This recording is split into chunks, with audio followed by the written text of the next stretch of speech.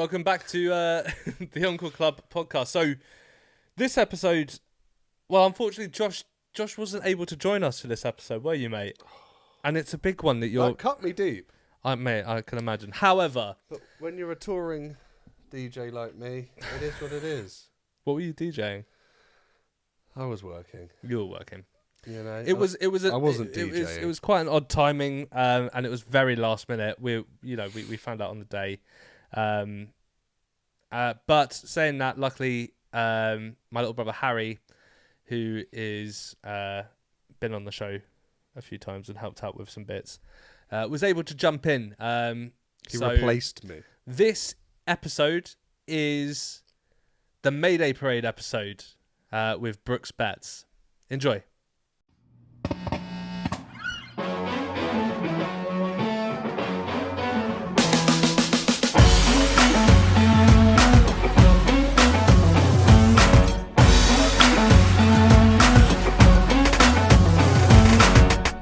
Welcome back to the Encore Club podcast, the podcast where we discuss dream concerts with our guests.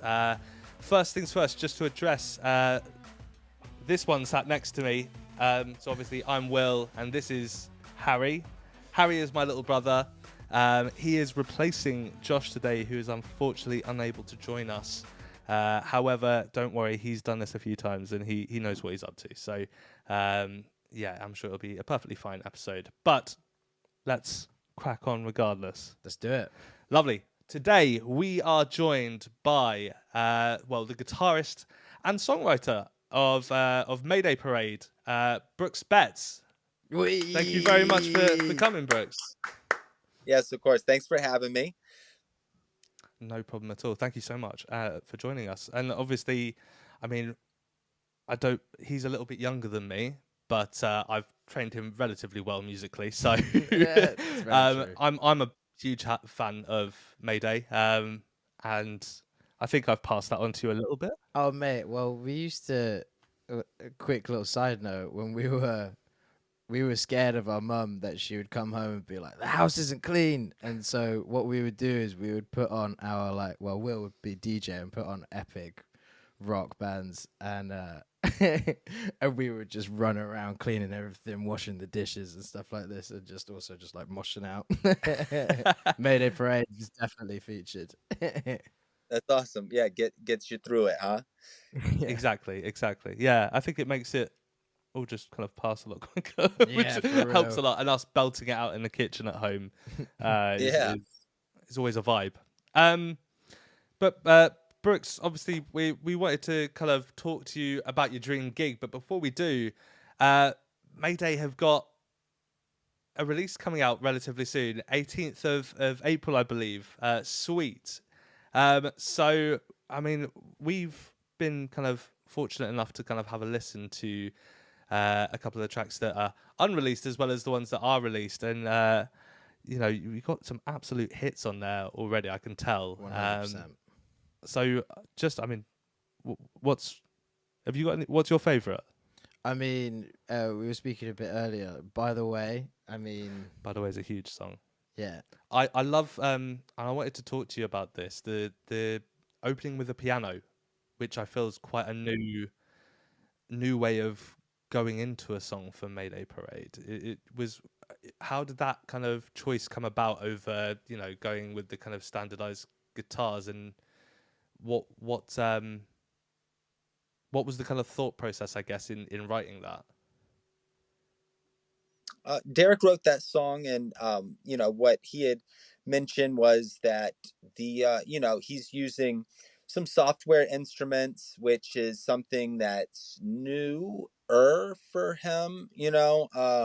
I think we've all messed with that. And if he has, it's very simple to throw up a piano, so that shouldn't be what I'm getting at. Like he's always been able to throw up like a MIDI piano and kind of start writing a piano song, but I think very specifically there was a vibe with a certain sort of instrument plugin or preset with the piano that just had this amazing verbed out feeling. And when you hear it, it feels different than just somebody playing a piano. It has this it has such a cool atmosphere to it. And it sometimes when you're creating and you're in the process of demoing out a song, um, something like that can be so pivotal and key to the where the song goes. And I think this was the case with this one, where just the sound of this piano just created the atmosphere and directed the song where it needed to go. I love it. I think it's such a riff, you know. I mean, it's just a simple piano part, but the sound makes it this riff. Yeah, agreed. I think we were discussing it earlier, and you were saying that like having the gritty guitars kind of come in and just kind of open the whole thing up and make this kind of wall of sound as you kind of progress into the song also just makes it epic, like a real anthem. Yeah, Um, it's got that, the piano has that real bouncy feel to it, and it's kind of very like, I thought very nostalgic. I don't know, that's what it gives to me. And then Yeah. you've just got these epic guitar riffs coming through, and it's a real juxtaposition, but in like a really nice way. yeah, yeah, definitely. Definitely.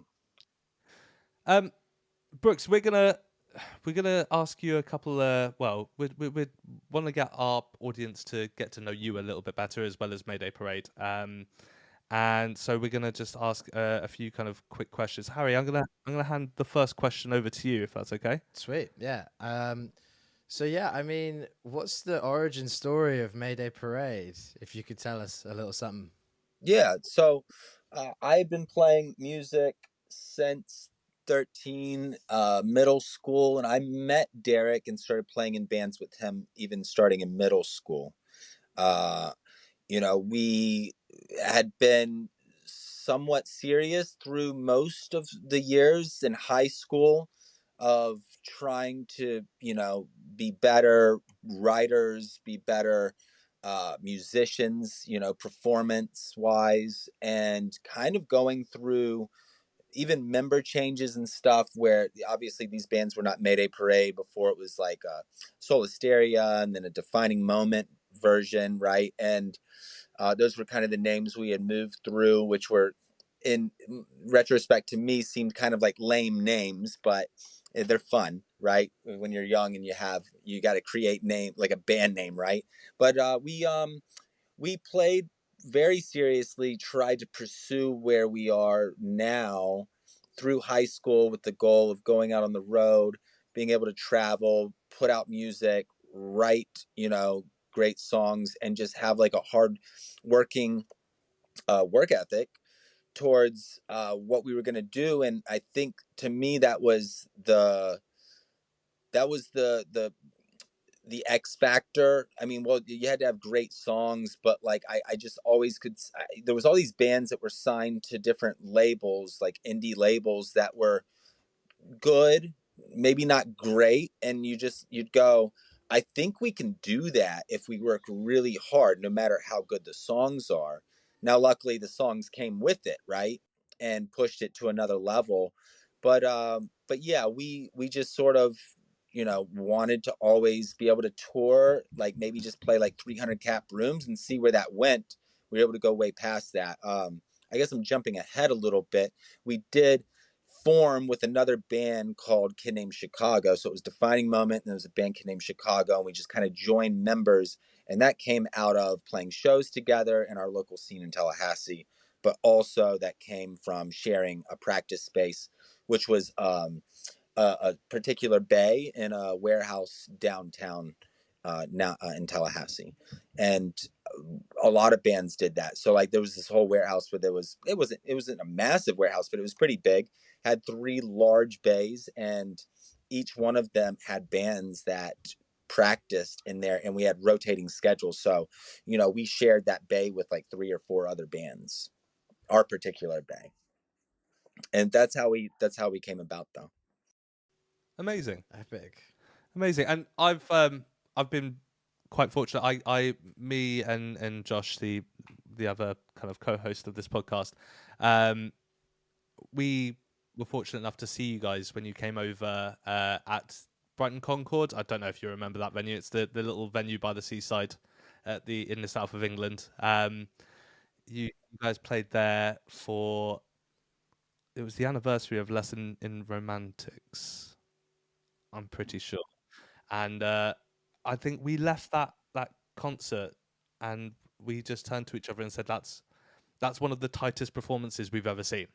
It was so, everything was so on point, and for me, I love going to see an act where it doesn't have to sound exactly like the record, but if it can sound close to it, but still have that live feel to it, it is incredible to witness that. So I guess my question is, what's your favorite kind of UK based venue or festival that you've played at, that you, not so much maybe the band as a whole, but what one that you remember that really sticks out for you? Well, Download Fest is really cool. We had done that years ago. That was a really cool venue. I mean, I'm sorry. Well, it was. It was a cool. It was very cool grounds, I should say. You know, you're out in the countryside, and it pulls so many people together. It's an amazing, and large festival. So that was really cool. But I would say in the UK. One of the ones that always sticks out to me is the garage, and if I'm saying that right, I like we say garage, right? But the in Scotland, um, in Glasgow, right? Perfect. Yeah, yeah, yeah. Brilliant venue. Brilliant venue.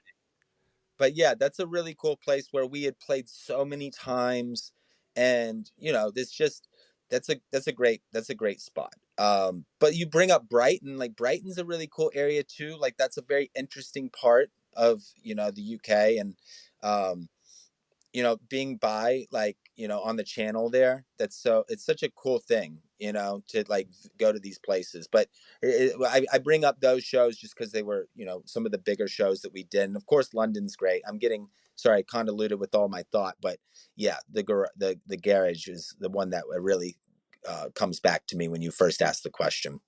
No, it's a great shout. It's a great Awesome. shout.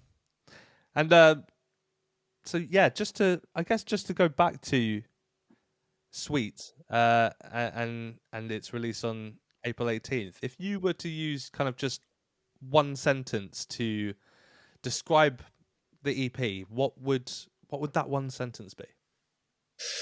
Oh, that's tough. You put me on the spot. Um, I think uh, I would say that it's very fresh, inspired music by musicians who are extremely excited to continue sharing our art. Sweet. Perfect. Amazing. Bam. Amazing. There it was. Yeah. I think I've asked quite a lot, so I'm gonna let you ask a question. Sweet. Go for it. Yeah. Okay. If you could send one song 100 years into the future to represent our entire era, what would it be and why? One album. One song or one album, Yeah. 100 years into the future. Anybody's. Anybody's, yeah. Yeah. Or Mayday's, yeah. No? Okay. All right. To represent us into the future. Wow, these are really good questions. Man, I don't know if I have a good answer for that. That's because that's like you're talking about what I could talk about the question for a moment. You're talking about, like, I have to narrow down like a genre into one album, and that has to represent music into the future 100 years. I don't even know how to answer it honestly, but if I had to pick, so I'm just gonna pick a Mayday record, and I'm just going to say self-titled Mayday, right? Because I don't know if I could speak for the world and the world of music, but it's much easier for me to speak for us as a band, and I do think that just kind of encapsulates everything that Mayday Parade is or ever was. Okay. Wow. Great. Well, I mean, it's a great answer, to be honest. Yeah. I think one of the last podcasts we had, the answer was Not Like Us by Kendrick Lamar. And I had to get them to kind of explain it a little bit, just so I understood it personally. But that makes more sense. If you're doing it from your own kind of point of view, then obviously it makes most sense to pick something that you've written, because that's gonna be able to kind of tell your version of events more than anyone else's is going to. So yeah, great answer. Okay, what was the first show you ever went to, Brooks? Oh, first show I remember, and if we're talking about shows, yeah, it might even been show or concert because I don't remember a concert. Okay, the first show, and I would like to use this as the example just because it's a first venue show, would have been Saves the Day, right? And it was in Tallahassee at the Old Cow House, where we kind of got started. That's like our hometown venue that we really like. We could call our stomping grounds, right?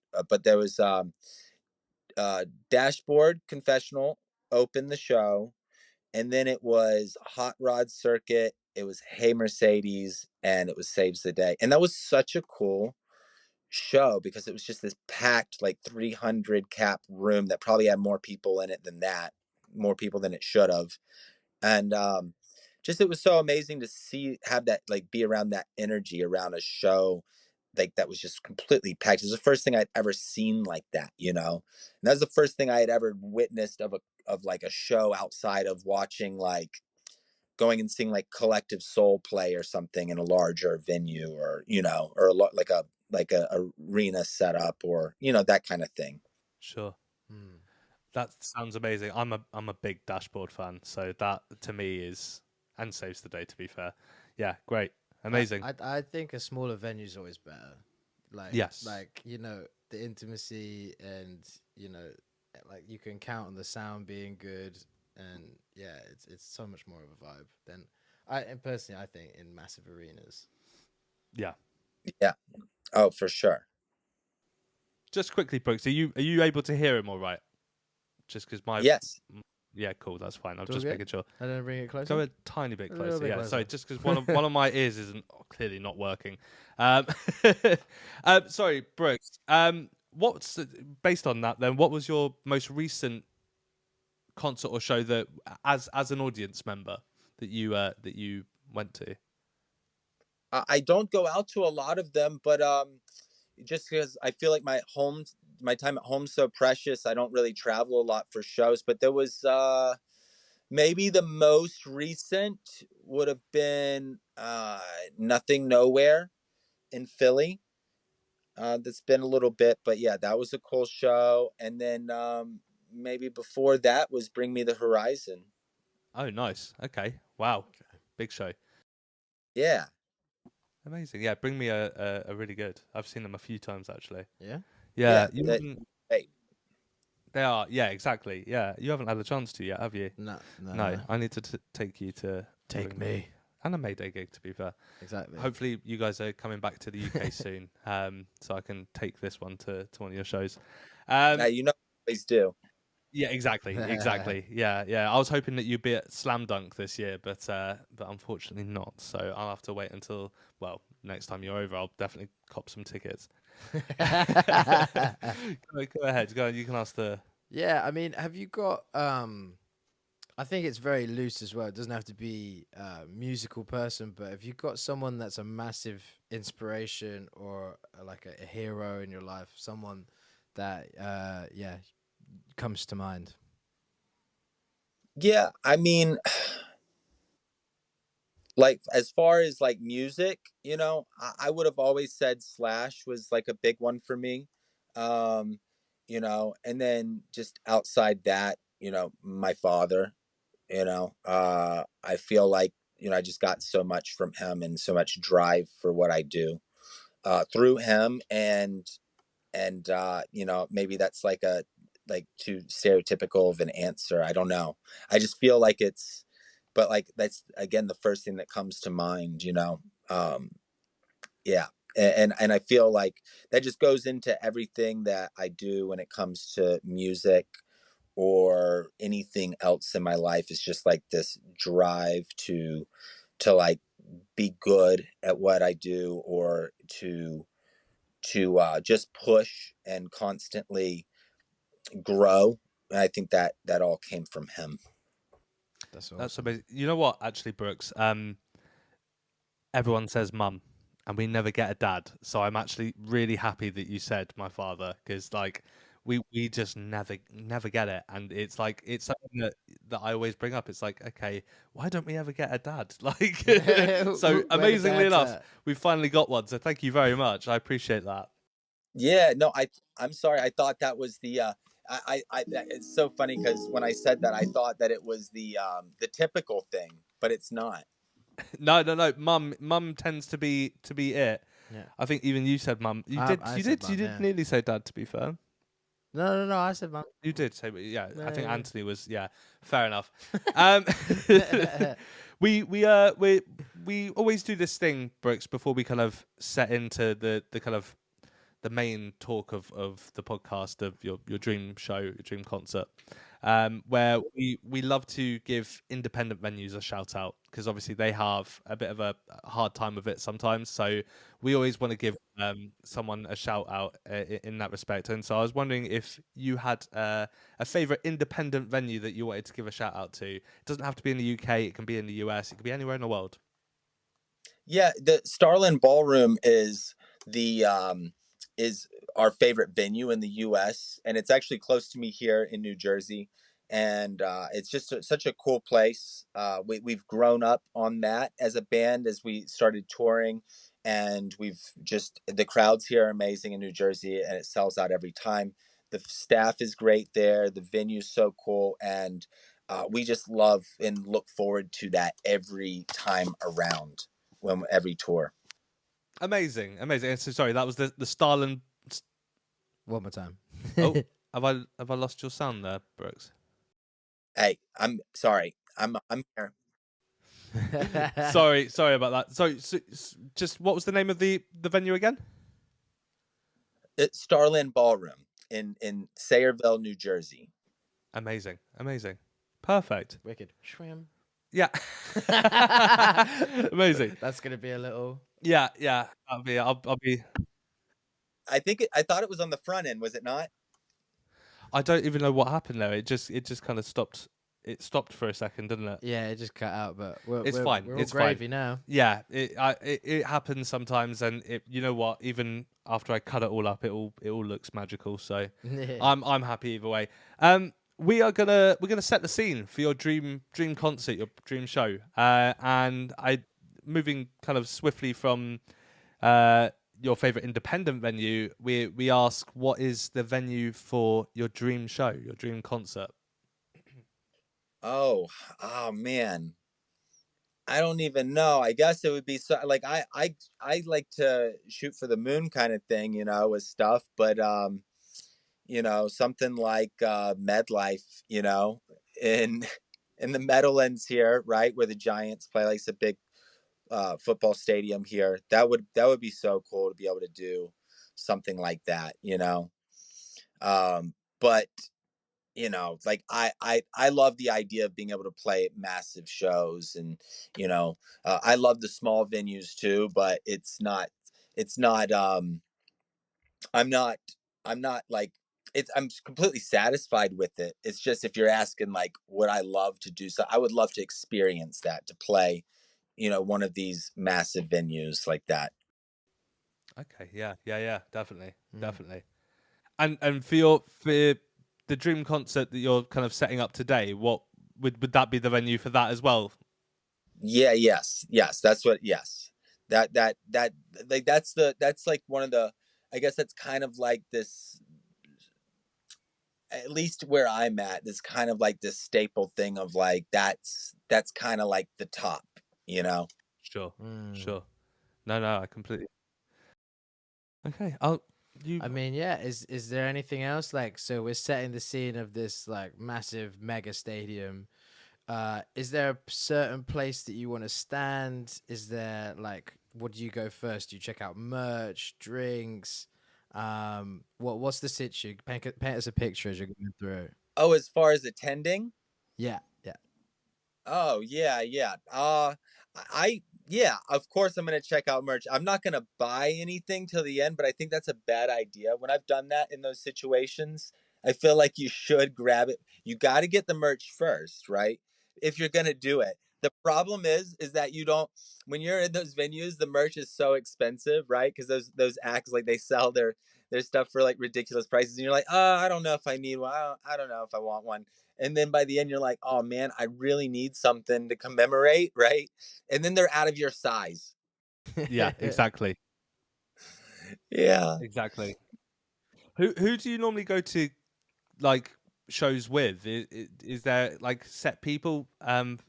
We always ask this because it's like, for your dream concert that you're going to see, it part of building it always matters about who you're kind of taking with you, I guess, because they can be part of the kind of the magic of the moment. So is there like some set people that you tend to take, or as it's your dream concert, are you going to take some completely outlandish kind of people that you haven't even met? Or Oh, it's definitely my wife for sure.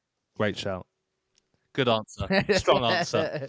It's like you got the brownie points there. Ting. I don't even like. I wouldn't even enjoy it as much with anybody else either, though. So it's like real, you know. Um, yeah, definitely my wife. Although I've attended shows with other people, like friends and stuff, and that's great too. You know what I mean? But yeah, certainly these days, my wife. And is your wife like? Does she like to mosh out? Does she dance? Or are you both more like chill and you like to take it easy? Oh well, she's definitely not chill, but like these days, like I like for instance, like she'll crowd surf at our shows to be funny or to make a joke out of it. Like I'll just see her like coming across the crowd. So no, she definitely will. I won't. She will. She sounds awesome. What a hero! Yeah. That's amazing. Dreamy wife there. Yeah, exactly. Oh, amazing. Well, I guess a few more questions before we start talking about which acts are playing this dream concert. And again, they're music based and around you, more than anything. And I guess the first question I have is, if you had to choose 3 songs to describe your personality. I'm going to preface this, Brooks, by letting you know that any songs you mention throughout the whole of this episode, I then create a Spotify playlist that gets released with the episode. So that's just so you have that information. But 3 songs that describe your personality. Oh, Yeah, it's tough. It's a tough question, so I am sorry. yeah, yeah. It's so it, and I feel like it defines you so much, right? Like if you're gonna just by saying it. Oh man, I don't know if I can do it. don't I like songs, but then I don't know if they define me. You know what I mean? Mm. So like it's like, I think it's a bit of a leading question, is it, to be like, I need 3 songs that essentially sum up who you are as a person. Or maybe even like, is there songs that were very poignant in moments, like is there a point where you were listening to this song as a teenager and you're like, shit man, this was, yeah. Speaks to me the most. Okay, yeah, let's mix it up a bit. That's great. Well done. yeah.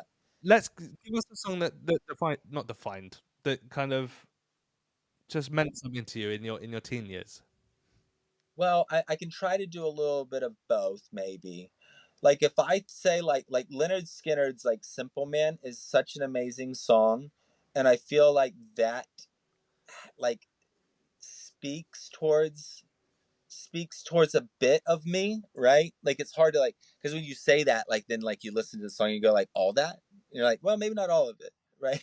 But like, you know, that's why it makes it so hard. But like that's me starting as creeping in, maybe a song like songs like that, like that's an amazing song. um oh what else would it be though? And then like, yeah, I kind of have to mix and match it a little bit, maybe, you know. Cool. um like Metallica's Unforgiven is so amazing, like that song, like that's a great song. Or maybe I should go with Nothing Else Matters. Let's go with Nothing Else Matters. Yes. Tune. Yeah. Epic song. um and then maybe like like Garth Brooks' The Dance. Nice. Interesting. Okay. Wow. Okay. That's a nice mix. I like those choices. Yeah. I mean, Nothing Else Matters was definitely on the playlist. So- the wash up playlist. Well, our older brother got us into that because that was one of that that was one Alex? of Alex's favorite songs. Yeah. Oh my god. So yeah, that's a great shout. That's very nostalgic for us. But yeah, amazing choices all round. So I guess that leads relatively nicely into the next question, which I'm gonna Sweet. let you crack on with. We're throwing some tough ones at you. We right are now. so sorry. Yeah, I'm trying though. I'm trying to volley it back here. You're doing a great job. You're Don't doing a worry. wicked job, man. If you could listen to one song for the rest of your life, which one would it be, and why? Why? I mean, yeah, why would you do that to yourself with this one song? Because whatever that song is, you're gonna end up hating it, right? This is true. This is true, and that's actually you're the first person who's actually thought logically about this because So like it's almost like you don't want to pick the song that that you're gonna end up hating, but at the same time, that's not the point of your question. So the point of your question would be, ah man, again, I don't even know. I don't know how to even. I don't know what I would say, to be fair. It's a tough one. 'Cause I think you want things that have levels and maybe switch ups where they change. yeah, because there's going to be points where you're gonna want something that maybe hits you in the feels a little bit, and then one that maybe just gets you up and pumped and going. And You need like a classical piece. what about one album? Oh, Okay, all right, that might be a little bit easier. Post Malone's Beer Bongs and Bentleys. What a choice! What a choice! Epic. Did not expect that. I'm gonna go with that. That has a lot of cool feels on it, and I'm sure that it'll age great. Yeah, Sick. definitely.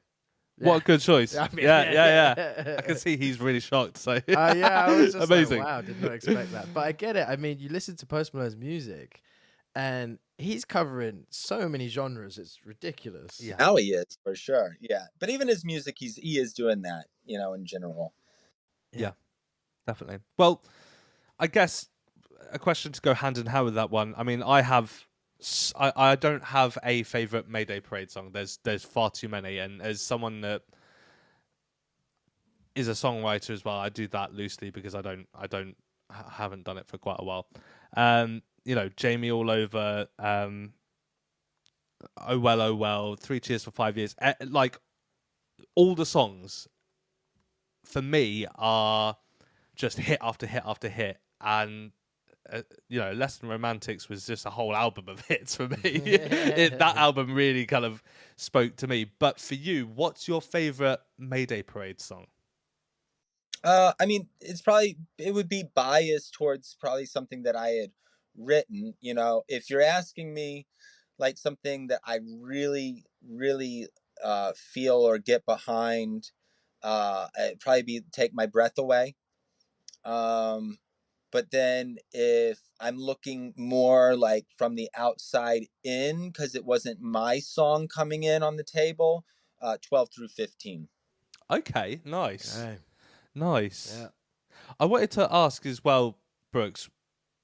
Obviously, there's been a few entries for Pop Goes Punk that you guys did. For example, Somebody That I Used to Know, which is fucking insane, by It's the way. so Sorry, good. pardon my French. Amazing track that you guys covered. How does that process work? Do you guys sit down as a band and go, okay, this is the song we're picking, and who kind of comes up with the kind of arrangement parts of it and things like that? What's the process, I guess? We've done it different ways. We've sat around jamming it. We've gone into the studio and just started recording. We have had, one of the guys, not me, I haven't over worried about covers. Um, but like, Jake, for instance, with Remember Me, the Disney compilation, Jake had a pretty cool pop punk version of that he started putting together in a demo, and we just went that direction, you know. But then we've done things like whatever, When I Grow Up, that Pussycat Dolls song, and you start playing it and you're jamming it in a room and you're like, why do we sound like Metallica right now, and you're like, what's not clicking? And it takes some work sometimes to like bring those things to life with guitars and with your own instrumentation and the way that you would track it. It's very difficult sometimes, but we always find a way. And I kind of think with great songs like those that we've done, there always is a way to re-envision it. It just takes a little creativity and thinking outside the box sometimes. Yeah. Yeah, definitely. I think it's also like, I think a lot of people could look at it, especially if you're not musical, that it's quite an easy job. But, there's a lot of renditions where people have absolutely destroyed songs, and you're just like, this is blasphemy. How could you do this to this song? I think this is what I was trying to say, that you guys just have a knack for just making it Really work good. so well. Yeah. And and I'm not going to name names, but there's a couple of tracks on Pop Goes Punk volumes where it hasn't necessarily worked, but I feel like each one that you guys have done has worked like really well. And it's like the song choice has been amazing. Getting Vic from Pierce the Veil on somebody that used to know the kind of female part, it was a great choice. And for me, because I sing as well, like I I use those songs to kind of in my car just crank them up and just like train my voice a little bit to try and there's something about the English range where we just don't have the amazing range that American singers do. So I kind of use it to try and almost Americanize, I guess, my voice a little bit and push my range up a little bit. And it's just so fun to sing along to those songs because you manage to take these really popular pop songs that have been huge and turn them into pop punk magic, Absolute which just slammers. works so well. Yeah, it's not easy, but those particularly with that song, we worked with what was his name, Green, I can't remember his first name now, but the producer. That was one that we really worked with, like a more hands-on producer and created something that was pretty cool in that way. Like everything's always a little bit different in process, and that's what's fun about those. That's cool. That's Yeah. cool. Sweet. Okay, well, let's move on to your first act of your dream concert. So, they can be dead, alive, current, from back in the 60s, whatever you want. This is the first act of your dream concert. Who are you choosing?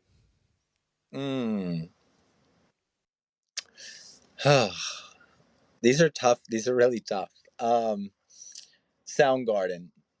Soundgarden. Okay, amazing. Okay, is there any particular reason that you've gone with Soundgarden? Yeah, I mean, just because out of the '90s rock and that's, I think, one of the my favorites, and I guess part of that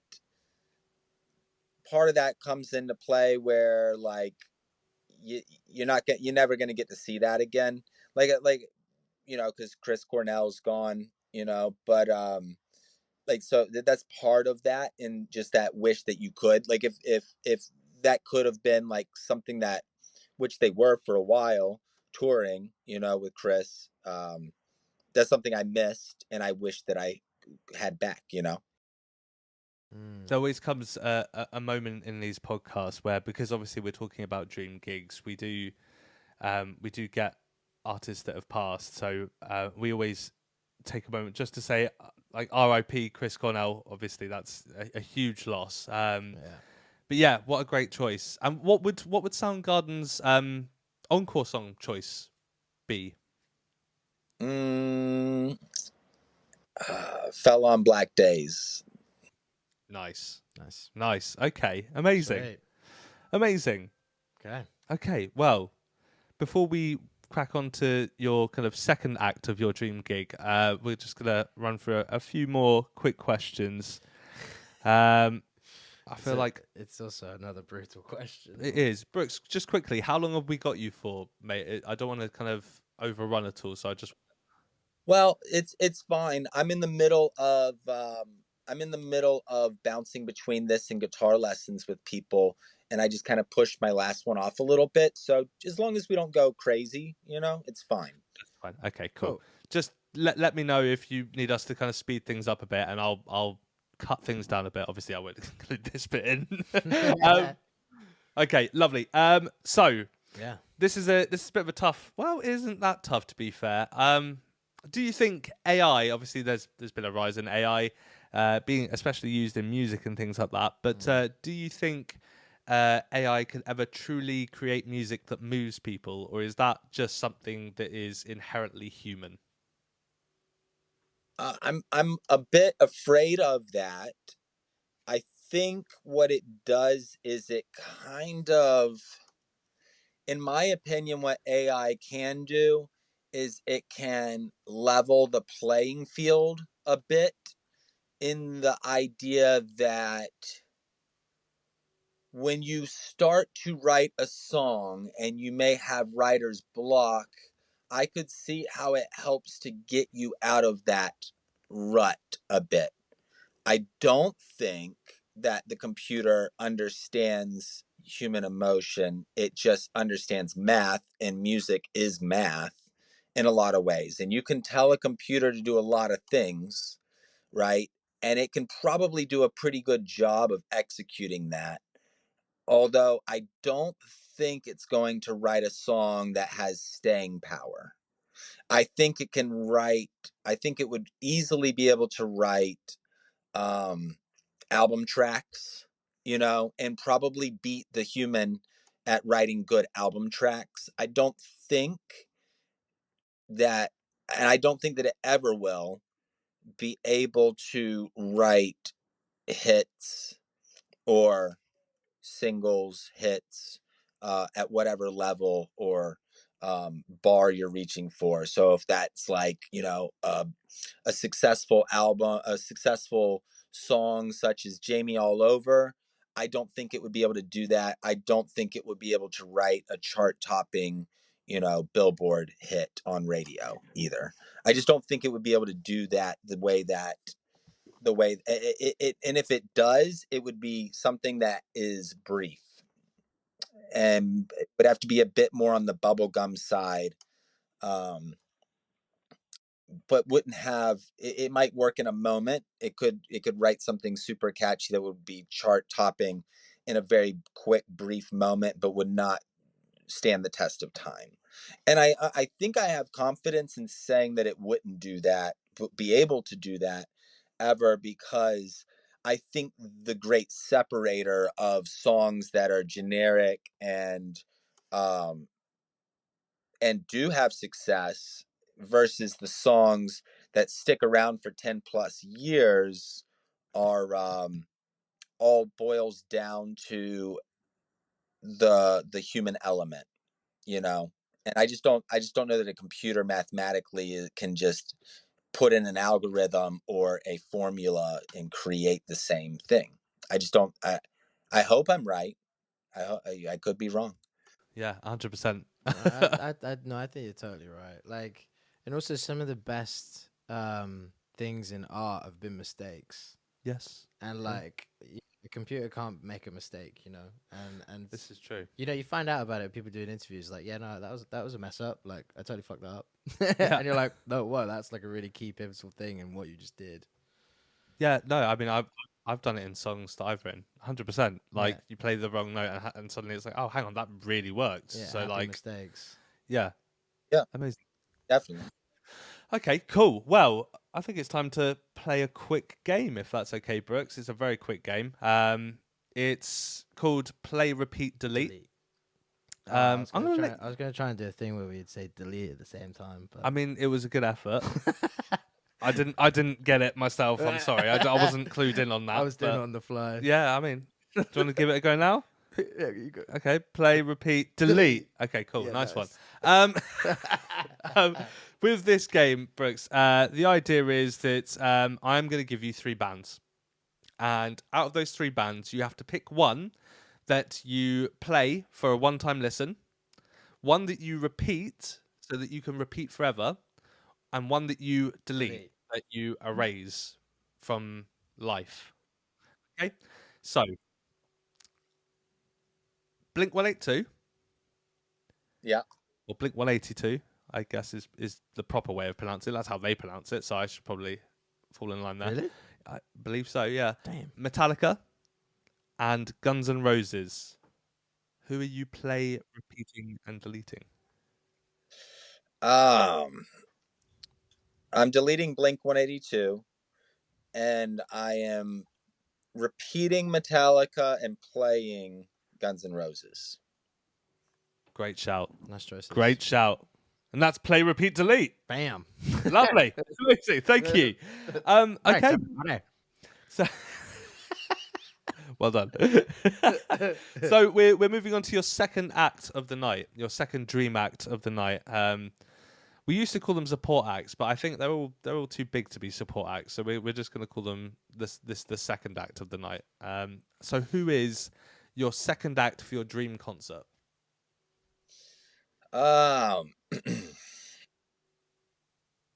Let's do Oasis. Okay. Hey. Did we have? I don't think we've had Oasis yet. No. No? No. A good one. I say that because obviously they're touring again, and I would love to go see that show, but I don't think I'm going to be able to. So either which way, that's why they're standing. That's why they're at the top of my mind right now, for sure. It's a great shout. That's a great shout. Okay, is there a song that you had in mind for their encore? I think one of my it doesn't work well as an encore. That's the problem. I mean, it's your dream concert, so I guess if it works for you, it works. Yeah, all my people right here, right now. Amazing. Okay. Great shout. Nice. Yeah. Oasis. Yeah. Are you? I mean, Yeah, I'm a fan. you're a fan. Good. Good. I'm just making sure. No, but I mean, I'm intrigued because it's been a long time. It has been a long time. Like, how is that also them coming back together and playing live? You know, I think it's gonna be interesting. So we released our first episode a few weeks back, and it was based around musical feuds. And so we talked about Oasis versus Blur back in the kind of Britpop days, and then further on Liam versus Noel. And we did bring up this idea that, you know, are they gonna survive the tour? Is this something that we need to be kind of worried about, that they're not going to actually make it through the tour due to you know, further sibling rivalry? And can you and performatively jam well together, even if you've got? I mean, I think they'll always have that. I think once it's almost like riding a bike, I guess, to a degree. They're gonna. You put it out of the way when you perform, right? Well, not only that, obviously Liam went and did BDI, and Noel did High Flying Birds, and in amongst those two kind of separated bands, they would have still performed, you know, Oasis tracks. So they'll still have them in the repertoire. They'll still know what they're doing, and it's just about getting back in a room together. And I'm sure they've done it very successfully, and that's why they're able to charge, you know, £350 a ticket and successfully sell it out instantly. So fair play to Oasis, you know. That's some power there. I do feel sorry for Catfish and the Bottlemen slightly, because they're meant to be playing on the same day, and it's a tough one. Yeah. Sorry, Brooks, we went off on a tangent there, but thank you very much. No, Oasis is definitely a great shout for hit the spot. Yeah, exactly. Okay. Do you wanna? Yeah, I'd love to. You go for it. So we've got Death Row set list. So this is another game. Yeah, another game we got going on. Okay. If you were on death row, what would your last 3 songs be? So you know, you can have one song for nostalgia, one song to just rage out to, one song to go out peacefully. The encore. Mm. Well, I'm so bad with song titles. I don't know if I can like think of. I can't like they've all been tough. Was Deftones Shove It, right? Is that what it is, or is it parentheses Shove It? I don't actually know. I don't know. I'm not sure. That's what I always called it, but I'm not sure if that. I believe that's the name of that song. Um, then, oh, so the problem is like the songs that come to mind right now. I don't know the song titles. I don't think like I would get them wrong. Do you know a line from the song that we might Or be able to decipher it yeah, from? and the I band feel and the like song. Yeah, Coldplay, "The Scientist" would be a good one. that's a huge song. Wow. That would be a really nice one to maybe. Go out to. Yeah, Yeah, I mean it'll be sad. yeah, but like that's the comfort in those things. Sometimes I think. Um, I could do two. I don't know if I got three for you. I'm trying to think of three. No, there'll be another one. What's another one, man? Um, I feel like My Chemical Romance, The Black Parade would be a good one. Definitely, good Wow. shout. Good shout. Yeah, Yeah. that's a lot for us. Yeah, That one. yeah, that's a big one. Yeah, Okay, amazing choices. Thank you very much. really nice. And then I think it's time to maybe move on to the kind of final act of your dream gig. So I guess the headline act of the night is your last act Big of your one. dream concert. It's a big one. So I guess first question is who is the act? Oh, you would have thought that I had enough time to figure this out. Like, see, like the support acts are like easy enough to do because you could put whoever in there, I feel like, you know, but like the headliner has to be. I feel like Adele would be a really good headliner, and I would love to see Adele perform live. Adele's a great shout. Yeah, and she's also hilarious. She is. Like Yes. she just stops and just like just riffs with the audience. It's so funny, these videos, Yeah. as well as being an incredible performer. Yeah. Great shout. Okay, and Brooks, before Adele performs her encore song, you have the ability to bring out a guest act to do one song with Adele. So Okay. we've had some really random um, couplings of people in the past. Anything from Kurt Cobain and Jimi Hendrix joining each other on stage to do a quick rendition of "Smells Like Teen Spirit" to, I think there was I think someone said something about SpongeBob SquarePants joining someone on stage once. Yeah, crazy stuff. But who would join Adele on stage, and what song would they perform before Adele's final encore? I. Oh, so you're gonna need two songs from me. Unfortunately, yeah. Sorry, don't Okay. want to All put you on right. the spot No, too I much. know. I just have to think about it. Just have to think about the order. All right. So you're asking for the song and who would do it with, perform it? Yeah. So who's coming out first, and Yeah. then All what song are right. they performing? No, I just wanted to get it straight. So Haley Williams. I'm gonna be extremely practical here because I just think that she would do an amazing job of that, and she's the only person I can think who like is is is that great, you know, in her own way. And we'll just go with Rolling in the Deep. Okay. Uh, Nice. Thing is that I could see that happening as well, Mm, like really easily. actually feasible. Yeah, more than feasible, but also like sound incredible as well. Adele, make it happen. Yeah, yeah. I know Adele watches this. Yeah, she's gonna watch it. She's gonna She watch could, it. yeah. We don't know. Sorry, Brooks, carry on. You're good.